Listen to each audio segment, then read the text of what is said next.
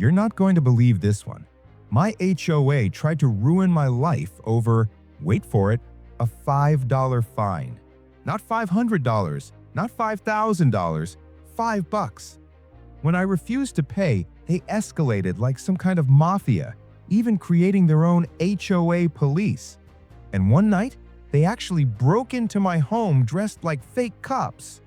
But what they didn't know is that my son, a retired U.S. Army Special Forces veteran, was inside, waiting.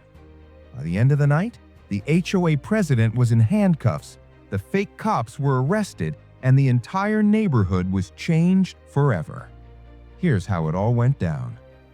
It started with a letter in the mail. Bold red letters screamed at me. Failure to pay your $5 fine will result in legal action. I stared at it in disbelief. $5? The violation? A wooden bird feeder I'd built with my own hands, sitting quietly in my backyard. Apparently, it didn't match community aesthetics. I laughed out loud at first. Who hounds someone over the cost of a sandwich?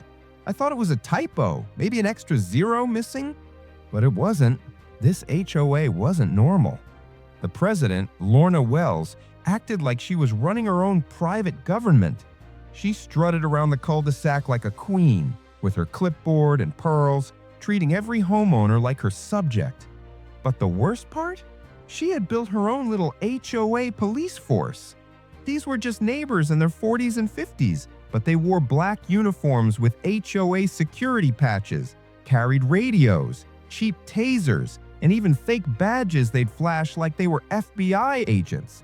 They patrolled at night, peering into yards, tapping on windows, and writing citations like their lives depended on it. At first, it was annoying. Then it turned sinister. Every week, the $5 fine doubled. $10, $25, $50. When I refused to pay out of principle, the threats escalated. They sent men to my lawn to take photos, parked outside my driveway, and even slipped flyers under my door that linked to a fake HOA payment portal. That was fraud, not just bullying, federal-level fraud. But I wasn't alone. My son, Luke, had just returned home after serving overseas with the U.S. Army Special Forces.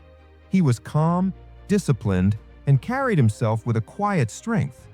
When I showed him the letters and the fake portal, he didn't laugh. He didn't even smile. He just said one sentence. "Dad, these aren't just nosy neighbors. This is a scam operation, and scams always escalate." Luke knew exactly what to do.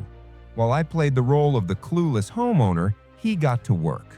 Within days, he had cameras hidden in our bushes, a dash cam pointed at the street, and a logbook of license plates. He even set up a small drone that could follow anyone who lingered too long near our property. It wasn't long before we started connecting dots. Those HOA cops, they weren't just intimidating homeowners, they were rerouting fake fines into personal bank accounts.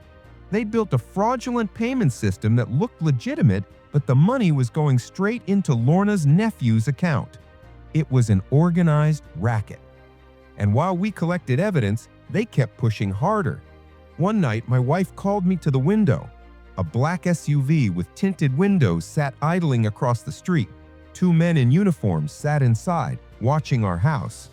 I called the real police, but when they arrived, the men were gone. The officer shrugged. "HOA dispute, civil matter, nothing we can do." That's when Luke leaned against the doorframe and said, almost like a prophecy, "They won't stop with letters. They're going to test how far they can push. Be ready." It happened on a Saturday night. I was upstairs reading when I noticed flashlights bouncing across the backyard. At first, I thought it was kids, but then I saw the black uniforms. 3 of them, creeping across my lawn, moving like they owned the place. Luke was already awake. Instincts, I guess. He stood in the dark at the bottom of the stairs, whispering, "Dad, don't panic. Let's see what they try." I peeked through the blinds. One of the men pulled out a crowbar. My stomach dropped. This wasn't intimidation anymore. They were about to break into my home over a $5 fine. The door shuddered. Wood cracked. The crowbar pried open the lock. The door burst open with a crash. 3 men stormed in, barking like real cops. "Search the house. He thinks he can ignore us." And that's when they made their biggest mistake of their lives. Luke stepped out of the shadows, calm, focused, deadly. The first intruder didn't even see him coming. Luke grabbed his wrist, twisted hard, and the crowbar clattered to the floor. One sharp elbow to the gut, and the man collapsed, gasping for air. The second swung a baton. Luke sidestepped, grabbed his arm, and in one smooth judo throw, slammed him to the hardwood so hard the walls rattled. The man screamed, clutching his shoulder. The third froze. This is HOA business. You can't touch us." Luke stepped closer, eyes cold. "You broke into the wrong house." He swept his legs, pinned him face down to the ground, and planted his boot between his shoulder blades. I stood frozen on the stairs, watching my son dismantle 3 men like it was nothing. Not a fight, a clinic. Controlled, efficient, military. I snapped out of it and dialed 911 with shaking hands. "This is a home invasion. 3 armed men impersonating officers. My son has them subdued." Within minutes, real sirens wailed in the distance. Red and blue lights lit up the neighborhood. Squad cars screeched to a halt outside. Real officers poured into the house, guns drawn. They froze at the sight. Luke, standing tall, boot on one man's back, the others groaning on the floor. "Step back!" an officer shouted. Luke raised his hand slowly, calm as ever. "Relax, they broke in. They're impersonating law enforcement. The situation's under control."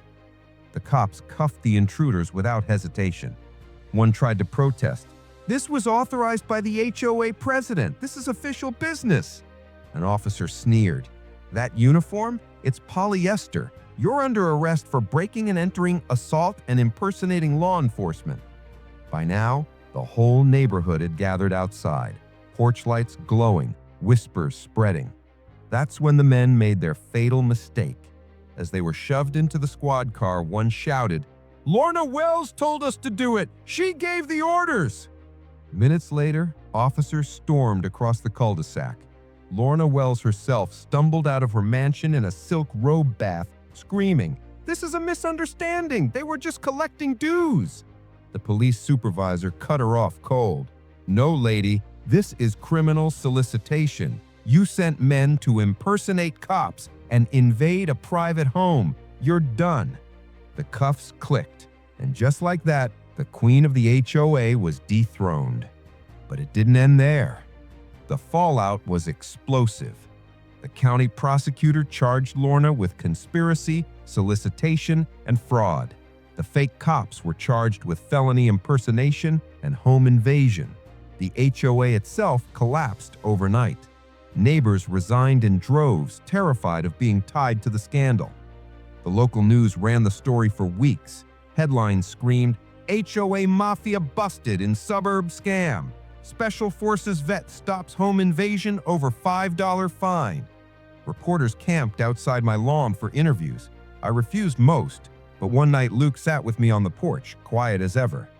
"Dad, bullies are the same everywhere. Doesn't matter if it's a desert overseas or a cul-de-sac in America. You stand your ground or they'll keep pushing." I nodded, finally understanding. That night, the neighborhood wasn't afraid anymore. People who had been silent victims came forward. They told their own stories of fake fines, harassment, and intimidation.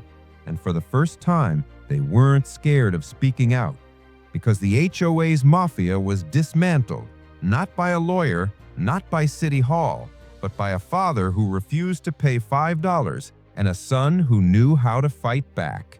And trust me, this neighborhood will never forget what happened that night.